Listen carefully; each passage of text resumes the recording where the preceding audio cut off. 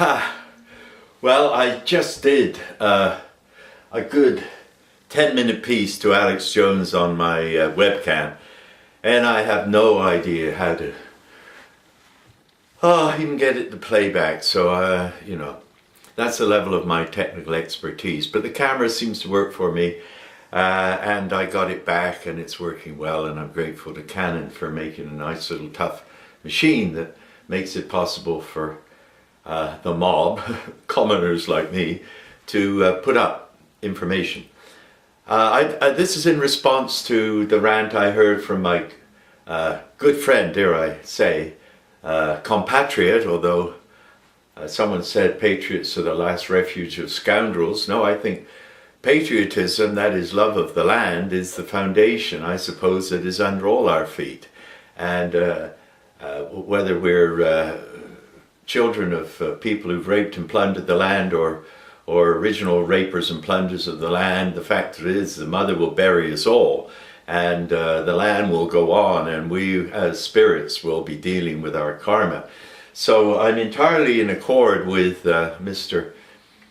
your work, Alex, and but there are solutions, and the piece I recorded, which took about 10 minutes, but I think it was a good piece. I don't know how to get it out of my machine here, or even if it's there. I believe it is. Anyway, this I'm sure will be. That's a sidebar.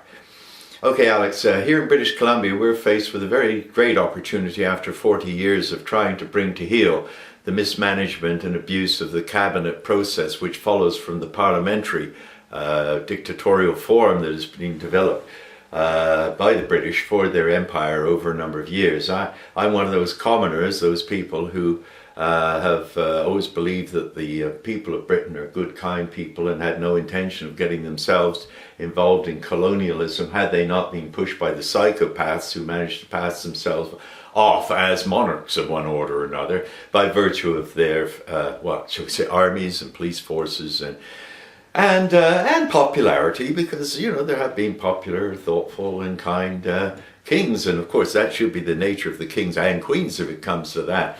However, that's on one side.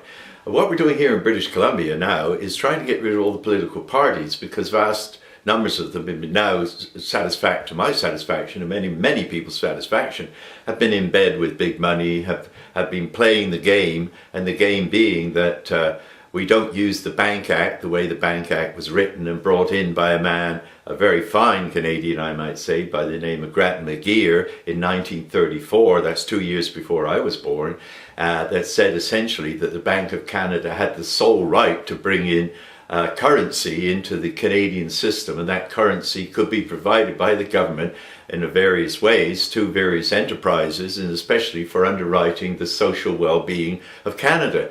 Well, in 1934, as you will probably be no doubt aware, this is a bit before your time and 2 years before my time, right?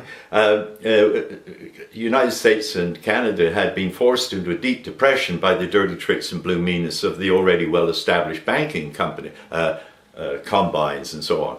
And what we've been living with then, since that time really, is just dirty tricks and blue meanness. Now, Grattan McGeer saw a way to get Canada out of depression because he had a compassion for the people. He was a man of the people. He was a lawyer. He was a politician even. But he was a politician who was a smart politician and not a corrupt politician, as so many of them have become. Now, that was a long piece, Alex. Anyway, cut it short. So in 1972, I was doing research, and I was becoming a broadcaster, and I was then, in my late 30s. I've been a techie for a number of years, and not a very successful one, not a very good one. Techies are almost born, not taught, so it's tricky to keep up with technology even today, although computers, of course, aid us a great deal.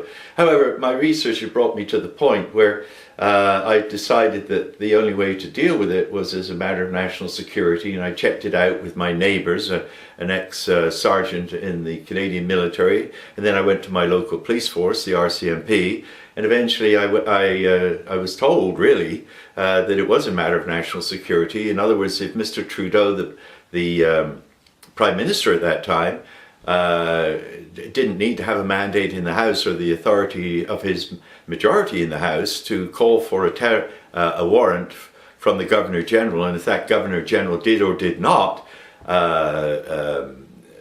give that warrant for money, and it wasn't very much in those days, I think it was something like $10 million, then they would go to the commercial banks, and from that point on, in 2 years, they started running up the debt, because the commercial banks, of course, issued currency. Well, they didn't issue currency, they handed out credit mostly, credit cards mostly, and basically brought down the Bank of Canada to being nothing more than a rubber stamp on,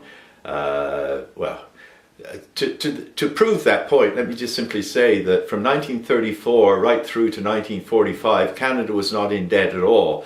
And you have to remember, by 1945, they run a 5-year war. They were not trapped into lease land with the Americans. As a matter of fact, the Americans were significantly in debt to Canada at that time, if you actually look at the costs of war. And then you find out that so Canada retained a great deal of its independence as a nation, away from both Britain and the United States, and was not ruled by either one of them, and was a sovereign people.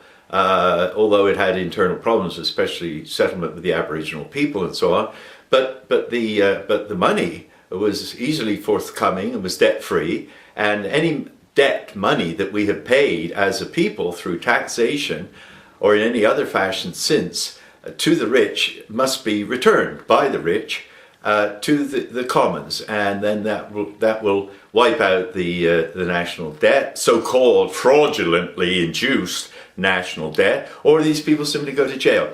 Now, how we're going to do that, of course, is by getting the power in British Columbia by getting rid of all the political parties, and the way to do that is none of the above, either on or off the ballot, but either way, people are now fully aware of the none of the above option and are looking to not vote for any of the parties, because they've all been demonstrated to be quite corrupt. Even the Socialist Party here has been demonstrated to be quite corrupt. And I'm a socialist, and believe me, I think there's some value in socialism, but if it's going to be another way of, shall we say, conniving, being complicit in a fraud against the Canadian people, against the mob, against the commons, then it has to be addressed. Just as you're addressing the Federal Reserve, our situation here is somewhat better, and a great deal better, and that's why in British Columbia here, unless any of the parties show up and say, maybe the Greens will, I think they're on board, that we will now not have any provincial debt, we will not have any problem with provincial income, and that if anybody wants to argue the toss, well, they can go and do it somewhere else, because we won't even entertain such a thing.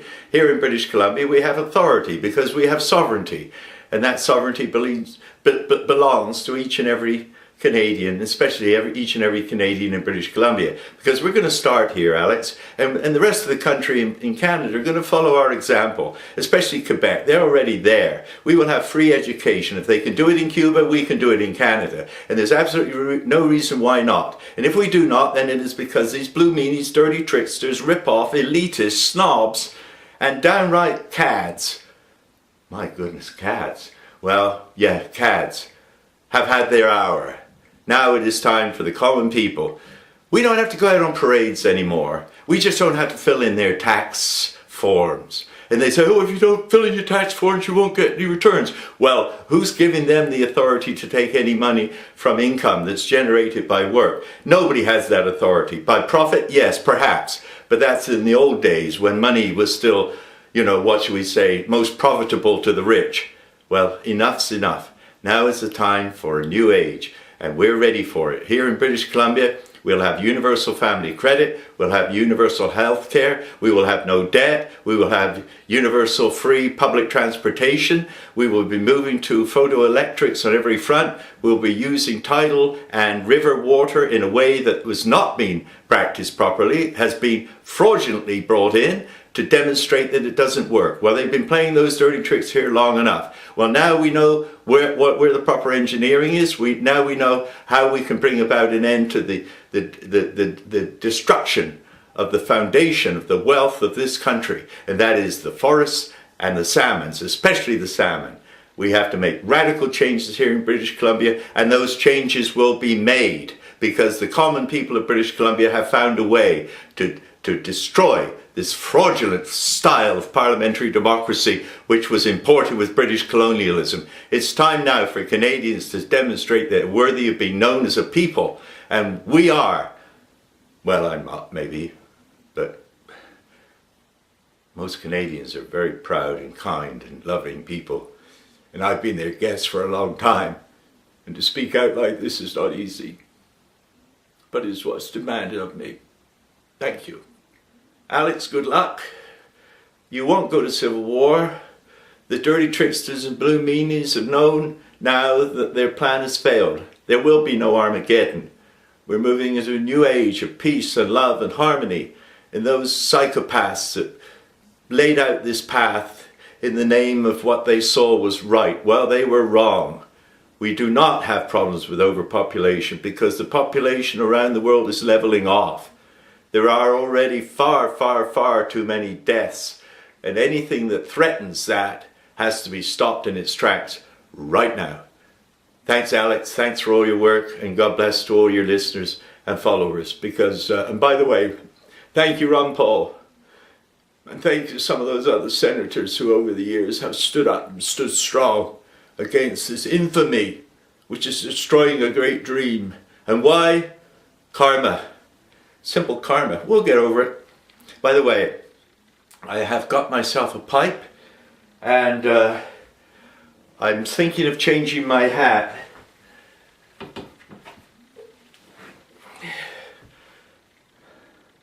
You can call me Holmes if you wish.